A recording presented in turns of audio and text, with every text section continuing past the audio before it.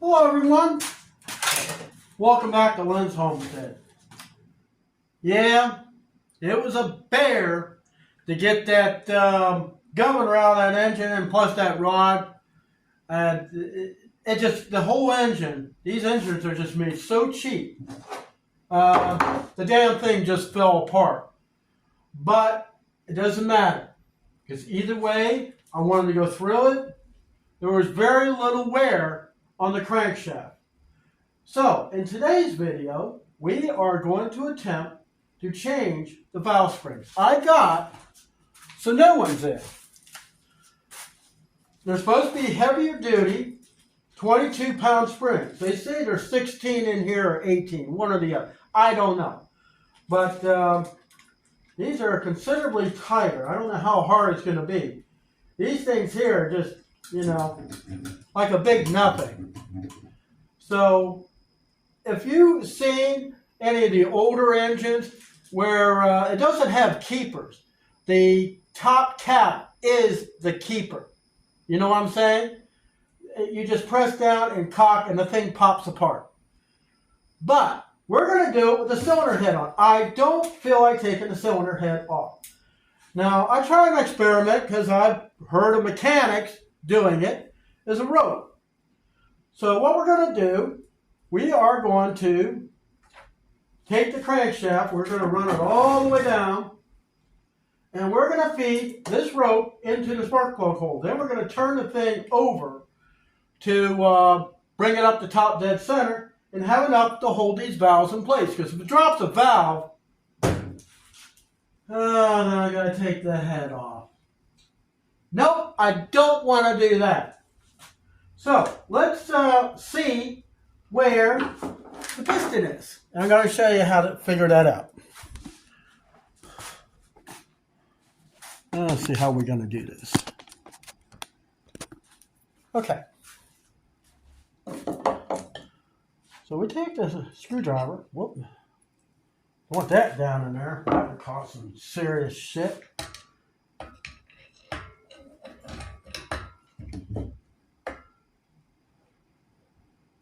Okay, so that's at the bottom. So we're going to take this rope and we're going to feed it down in the hole.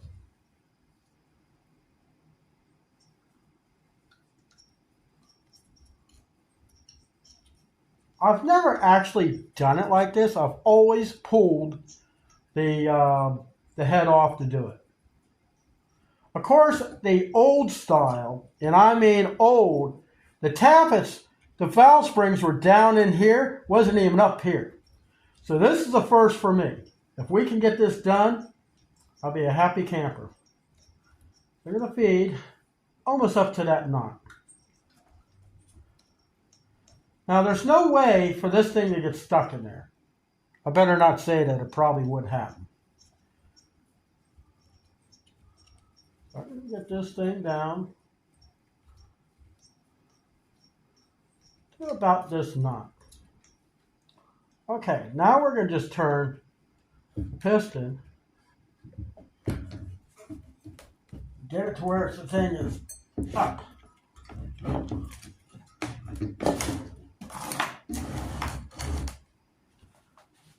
Let's see how I'm going to get you to film this thing, because it's a little hard. See these here? You press down and shift it sideways and it releases the spring.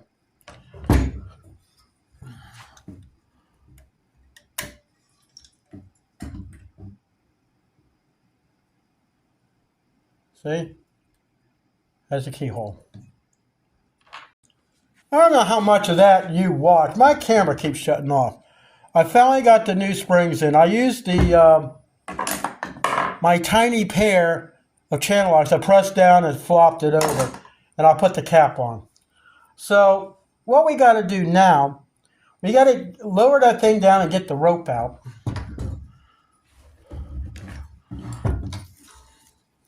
Rope saved the day. Well, boy, that spring was strong compared to the other one. God, I'll tell you this, This camera, it's hard to have anything that works proper. It truly is. So what we got to do now, we got to get this thing up the top dead center. Best way I found is to put a screwdriver down on the hole. Spin the flywheel until it comes right up to the top.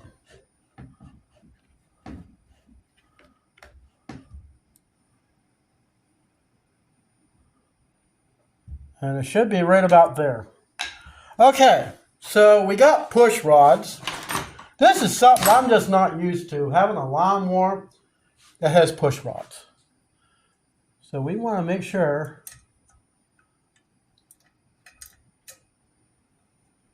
they sit down in the groove or into the tablet. You can kind of go by feel.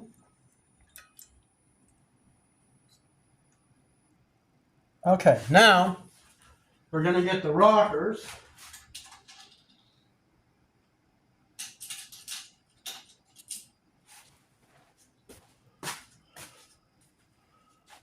You can see where, one for one and one for the other.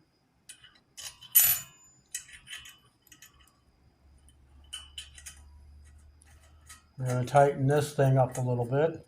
This is a nut that you lock it down with. This does the adjustment.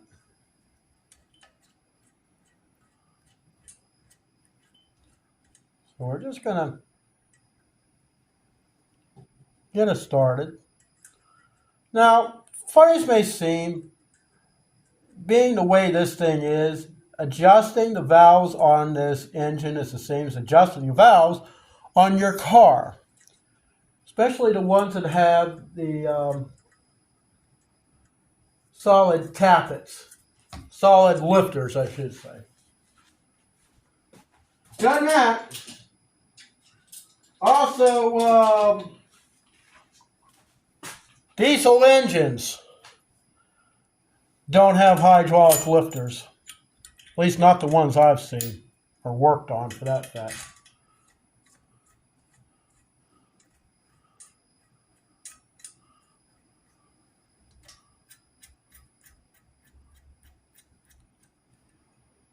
We're going to just start this nut on here. Okay, so now the specs are 3 to 5 thousandths of an inch.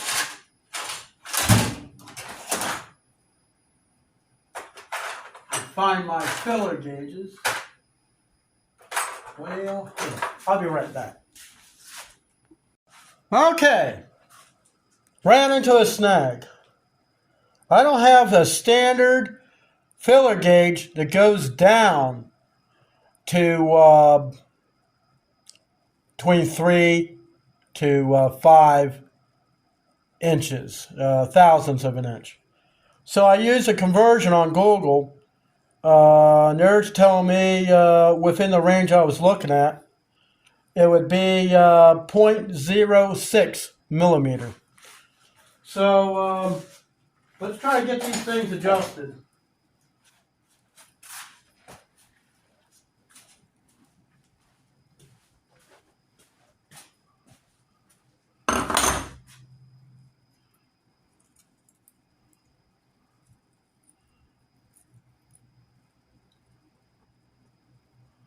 Just want slight drag.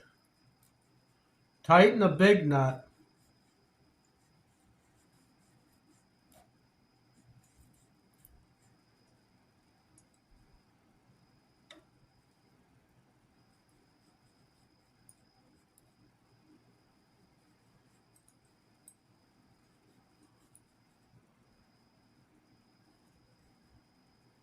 Then you tighten this. So the trick is, let me see which one was it. Okay. We gotta hold this big nut while we tighten this one.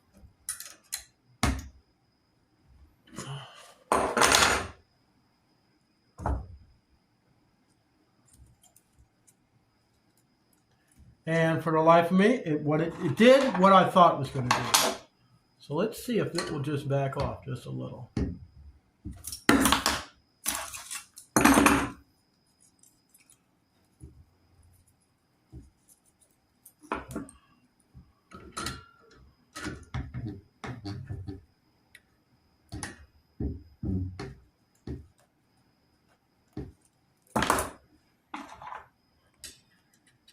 Now we're going to have to really tighten this thing because I really had to struggle to get this thing loose.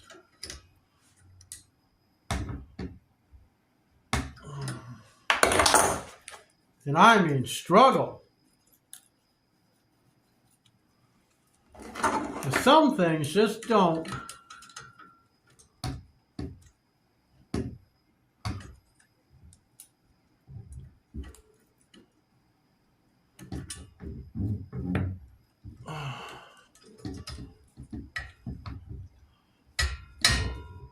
Come on.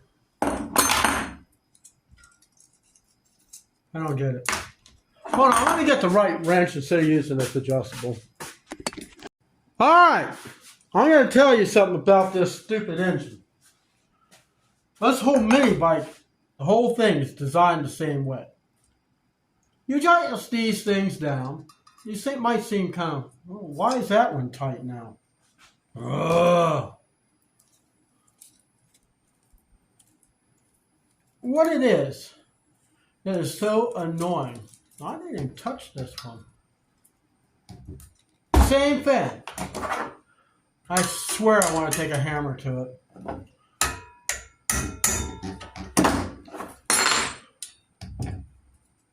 I didn't even...